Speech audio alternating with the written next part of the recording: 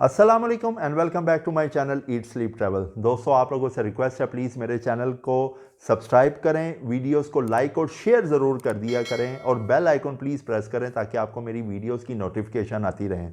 और मज़ीद अगर आप चाहते हैं मेरे साथ जुड़े रहिए तो उसका सिंपल तरीका है, मैंने जैसे पहले भी बताया था, वन कॉल ऐप डाउनलोड करें अपने मोबाइल पर। बहुत अच्छी ऐप है, हर चीज़ आपके पास नज़दीक, और जो आपको मेरी वीडियोस की अपडेशंस या कुछ भी आपको क्वेश्चंस है आपको उसके थ्रू भी आती रहेंगी। आपको मैं कुछ टिप्स आपके साथ शेयर करने लगा हूं, कुछ पॉइंट्स जो कि मैंने खुद बनाए कि मैं आपके साथ शेयर करूं। जो मेरे दोस्त वीज़ाज़ अप्लाई करते हैं, यूएस का हो गया या कोई भी वीज़ा आप अप्लाई करें, क्योंकि जो टिप्स हैं या जो आपको मैं फ़ायदे की चीज़ बताता हूं वो आपको उससे फ़ायदा ही होगा अगर आप उस पर प्रॉपर तरीके से फॉलोअप करें। दोस्तों, सबसे पहले जो मैं आपके लिए पॉइंट लेके आया हूं, इसको मैंने नाम दिया है स्टार्ट अर्ली।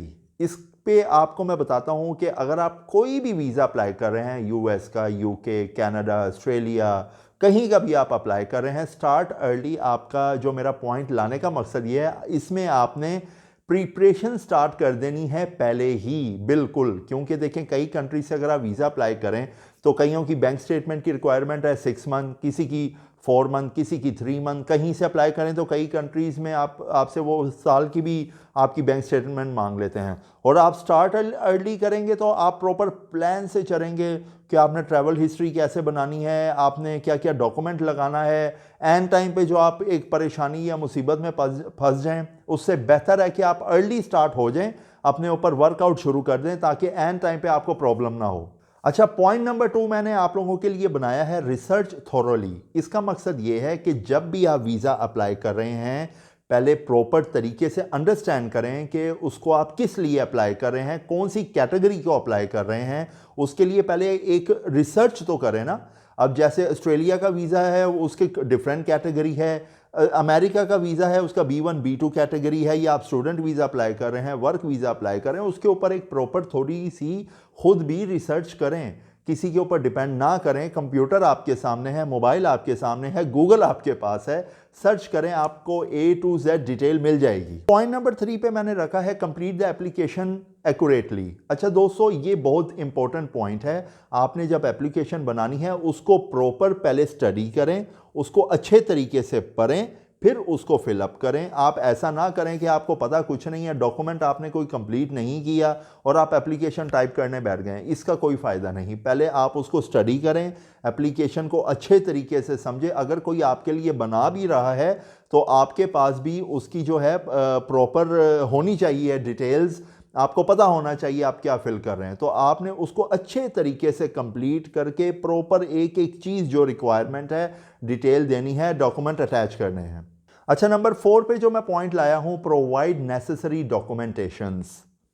इसका मकसद ये है कि आप अगर किसी कंट्री के लिए वीज़ा अप्लाई करने लगे हैं, आप उसकी तैयारी कर रहे हैं, तो पहले उसके लिए जो है डॉक्यूमेंटेशन आपको प्रोवाइड करना बहुत ज़रूरी है, प्रॉपर हर चीज़।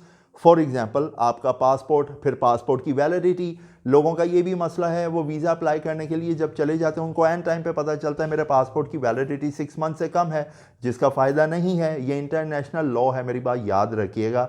आप कोई भी वीज़ा अप्लाई करें, चाहे वीज़ा ऑन अराइवल जा रहे हैं या किसी कंट्री का वीज़ा अप्लाई कर रहे हैं, तो आपका passport must be more than 6 month. ये आपने मेरी बात याद रखनी है। फिर उसके बाद आपकी photograph, financial statement, supporting letter, फिर उसके बाद आपने हर चीज़ को अप टू डेट रखना है, ऑर्डर, ये चीज़ें आपको पता होना चाहिए। तो ये आपने जब भी कोई वीज़ा एप्लीकेशन अप्लाई करनी है या उसकी तैयारी कर रहे हैं तो उसकी डॉक्यूमेंटेशन का खास ख्याल करना है। अगर अप्लाई करने लगे हैं तो पूरे डॉक्यूमेंट सही प्रॉपर तरीके से प्रोवाइड करने हैं। अच्छा, पॉइंट नंबर 5 में मैं जो लेके आया हूँ, मैंने ये पॉइंट बनाया है demonstrate strong ties to your home country. ये एक ऐसा पॉइंट है जिसकी बेस पे लोग मार खा जाते हैं। वो अपनी जो टाइप्स हैं प्रॉपरली एक्सप्लेन नहीं कर पाते। इसके ऊपर एक मैं प्रॉपर अलग से भी एक वीडियो बनाऊंगा आप लोगों के लिए, मुझे क्योंकि काफ़ी इसके ऊपर मैसेजेस आते हैं। अभी मैं आपको शॉर्टली बता देता हूं। आपने जब किसी कंट्री के इंटरव्यू के लिए गए हैं या अप्लाई डॉक्यूमेंटेशन के थ्रू भी कर रहे हैं, आपने अपनी टाइप उसमें स्ट्रॉन्ग दिखानी है। फॉर एग्जाम्पल, आप कुछ भी दिखा सकते हैं। आपकी डॉक्यूमेंटेशन में आ जाती है, टाइप्स में आपकी गाड़ी की रजिस्ट्रेशन आ जाती है क्योंकि उसकी भी कोई वर्थ है, ठीक है, फिर आपकी प्रॉपर्टीज़ आ जाती हैं, फैमिली कनेक्शन आ जाते हैं, आपकी ऑर्गेनाइजेशंस आ जाती हैं, आप कहीं एजुकेशन ऑलरेडी अपनी कंट्री में पढ़ रहे हैं, उसका बोनीफाइड लेटर आप ले सकते हैं। तो इस तरह से आप अपनी टाई अप स्ट्रॉन्ग दिखानी आपको बहुत ज़रूरी हैं। पॉइंट नंबर 6 में मैं लेके आया हूं, be prepared for the interview. ये ऐसा एक सवाल है जो लोग डॉक्यूमेंट भी पूरे कर लिए, टाई अप भी अपनी उन्होंने कोई डॉक्यूमेंट उसके हिसाब से भी रेडी कर लिया, पासपोर्ट बन गया, सब कुछ हो गया। इंटरव्यू पे आके आप लोग आई डोंट नो व्हाई आप लोग घबरा जाते हैं, पैनिक हो जाते हैं, डर जाते हैं। इसकी कोई ज़रूरत नहीं। आपने कॉन्फिडेंस रहना है, इंटरव्यू की तैयारी करके जाएं यार। आपको अगर एक नहीं पता एक चीज़ का, दैट्स फाइन। जब मैं फर्स्ट टाइम रिफ्यूज़ हुआ था, मुझे ज़ीरो इंफॉर्मेशन थी। सेकंड टाइम मैंने भी जब अपना वीज़ा यूएस का मुझे मिला, उससे पहले मैंने थोड़ी सी तैयारी कर ली थी। तैयारी इन द सेंस, आप किसी कंसल्टेंट के थ्रू करना चाहते हैं वहां से कर लें, या कोई ऐसा दोस्त देखें जिसको ऑलरेडी उसके पास यूएस का वीज़ा हो, उससे बातें करें। वो आपको कुछ ना कुछ 10 में से एक तो ऐसी टिप आपको मिलेगी ना जो आपके भी काम आ जाएगी। तो आपने जब इंटरव्यू के लिए जाना है, रेडी होके जाना है, अपने आप को प्रिपेयर करके जाना है। अच्छा, नंबर 7 पे मैं पॉइंट लाया हूं दोस्तों, बी हॉनेस्ट एंड ट्रांसपेरेंट। ये मैंने इसलिए ये पॉइंट लिखा है आप लोगों के लिए कि आपका हॉनेस्ट होना बहुत ज़रूरी है, ट्रांसपेरेंट होना बहुत ज़रूरी है। मुझे ऐसे भी मैसेजेस आते हैं लोगों के कि सर वो मैंने एजुकेशन जो है मैंने 8 में मैं ड्रॉप आउट हो गया हूँ, तो मैं उसको FSC कह दूँ, मैं ये कह दूँ, मैं वो कह दूँ। और बड़ी चीज़ों से, ये मैंने सिर्फ एग्जांपल बताई है, और बड़ी चीज़ों से लोगों के ऐसे क्वेश्चन होते हैं जिसमें ऑनेस्टी नहीं होती। ये आपने नहीं करना। जो डिसऑनेस्टी है, आप बिलीव करें, इससे आपका वीज़ा रिजेक्ट भी हो सकता है और फ्यूचर में लॉन्ग टर्म में इसमें बहुत से कॉन्सिक्वेंसेस आपके ऊपर आ सकते हैं। तो बी ऑनेस्ट रहें, जो आप हैं वो बताएं, कोई अलग या गलत बात आपको करने की ज़रूरत ही नहीं है। अच्छा, पॉइंट नंबर 8 में मैं लाया हूं, फॉलो इंस्ट्रक्शंस। इंस्ट्रक्शन से मतलब है कि जो आपको एम्बेसी, जो आपको प्रोवाइड करे कॉन्सुलेट या एम्बेसी रिगार्डिंग आपकी अपॉइंटमेंट का या सबमिशन के हवाले से डॉक्यूमेंटेशंस का, आपने उस इंस्ट्रक्शंस को प्रॉपर्ली फॉलो करना है। फॉर एग्जांपल, आपकी अपॉइंटमेंट आज है तो आप दूसरे दिन तो नहीं जा सकते, वो तो ऑटोमेटिकली वेस्ट हो जाएगी।